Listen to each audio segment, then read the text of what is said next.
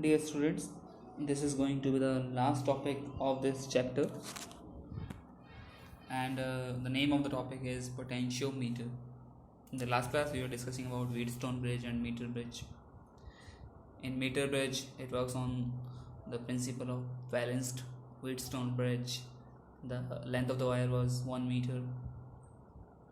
Here, there will be some difference. So, potentiometer, it is also considered as ideal voltmeter.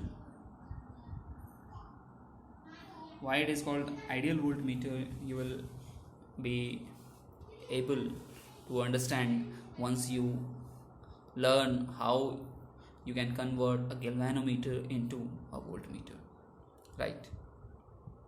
In short, I can tell you that no voltmeter is ideal because some resistance is there, but this potentiometer is an ideal voltmeter because it can measure EMF. So let us first discuss about the principle of potentiometer. So principle of potentiometer is based on Ohm's law. If we know the Ohm's law, V is equal to IR. So when current flowing through a wire of uniform cross-sectional area means that the wire is uniform. It means its thickness is constant everywhere. If its thickness is constant everywhere, then the area of cross-section is constant. So when current flowing through a wire of uniform cross-sectional area is constant, then potential drop at any point is directly proportional to the length of the wire at that point. Mathematically, we know from Ohm's law that V is equal to IR. We know this equation, and I told you that this principle is derived from Ohm's law. So R can be replaced as rho L by A, and we are taking current to be constant, and resistivity is constant of a material. Area is constant, we are taking it as constant. Then this term in circle will become constant.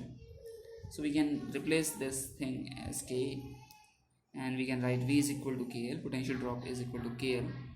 Then we can say that potential drop is directly proportional to length. This K is also called potential gradient. Potential gradient means potential drop per unit length, right?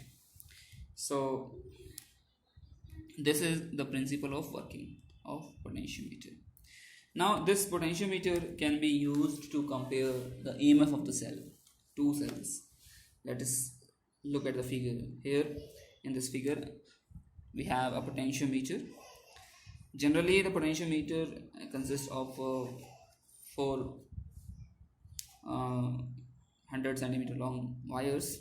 So overall 400 centimeter most popularly is used in laboratories. Otherwise length can be anything. So this potentiometer is of 100, 200, 300, 100, 200, 300, 400, 500 and 600 centimeter long wire. So this is simply a wire.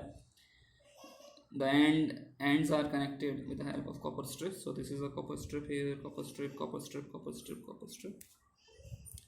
Thick copper strip is used so that we can consider the resistance to be negligible or zero. If you look at the circuit, here we have two cells E1 and E2. Their EMF are E1 and E2, and they are connected here by two-way key. The middle point is connected to the galvanometer, and galvanometer is connected to jockey. Here the battery or accumulator is connected to the rheostat, where the resistance can be varied and some current is made constant.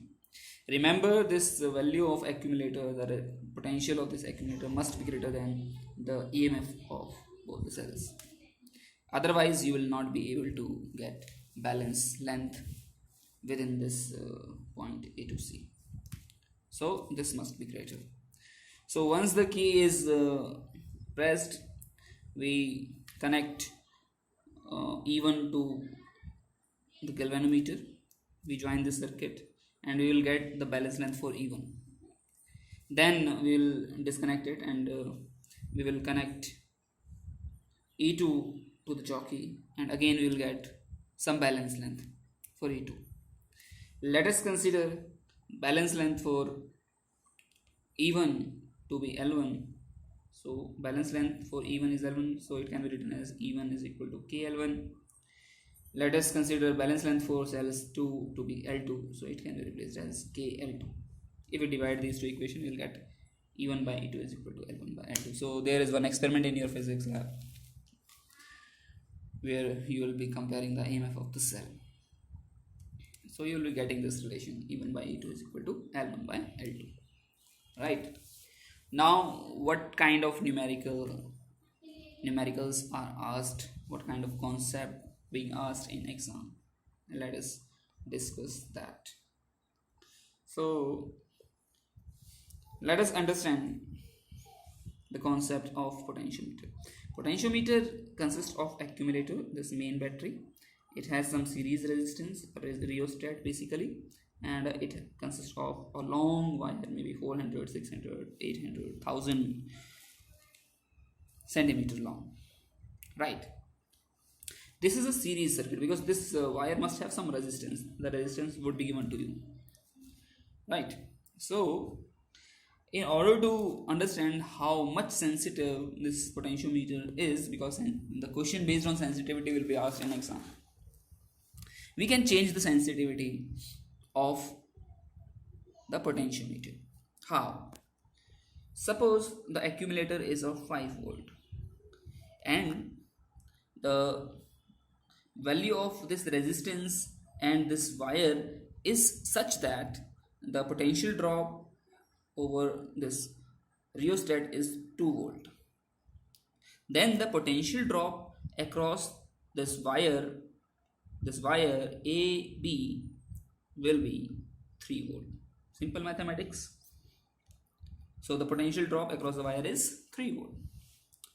Now, if someone asks you what is the potential gradient, so potential gradient, that is K, is V by L.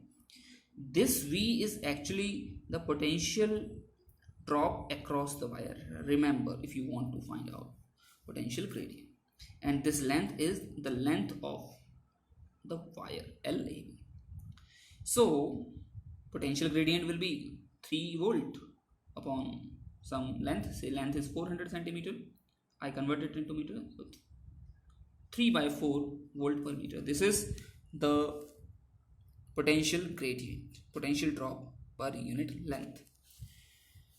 So this potentiometer will become more sensitive if potential gradient decreases. So sensitivity means how much low value it can detect, how much low value it can measure.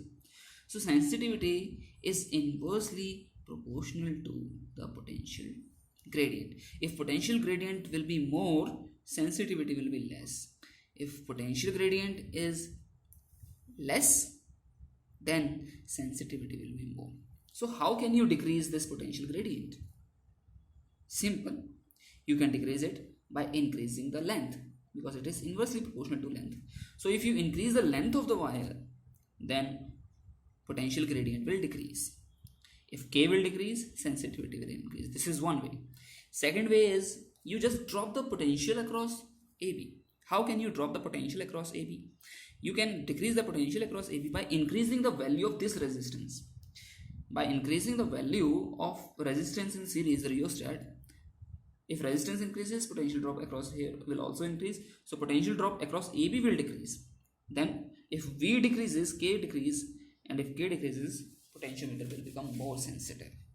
But remember, the cell where you want to compare the EMF of the cell, those two cells must have low value of voltage than accumulator. Now remember the value of those two cells, E1 and E2. The formula was E1 by E2 is equal to L1 by L2, right? So this E1 must be less than potential drop across AB, not accumulator. not accumulated. And this value of E2 should also be less than potential drop across AB. Then only you can find out the potential gradient. And if potential gradient, or then only you can find out the balance length. So I have told you the sensitivity concept. I have told you how can you increase the sensitivity and all. Now numericals.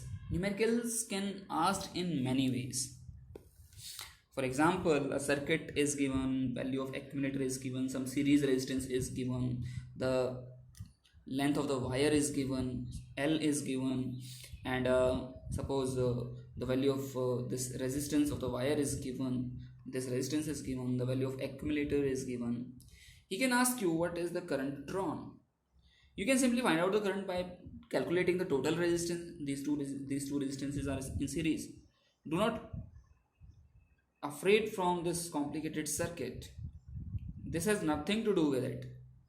This is your main circuit. This is your main circuit, and here these two resistances are in series. Find total resistance, they are in series, R plus RAB.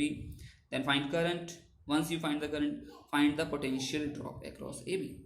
Potential drop across AB will be current into resistance of AB. This potential gradient across AB, once it is found, then you can find out the K also. Potential gradient will be VAB by LAB. Once potential gradient is found, you can find out the value of unknown resistance also, unknown EMF also, because in question you are provided with the information that this particular cell, its value is unknown, gives the balance length L1. So you know the L1, but you don't know the potential gradient. Then only you can find out E1. So E1 will be KL1. But how can you get K? You can get the value of K from here. So that is how you can calculate the value of E1. You can also get the value of K from this equation also. Suppose some other cell is given, its balance length is given. From here also you can find out the K. So there are ways to find out the K potential gradient.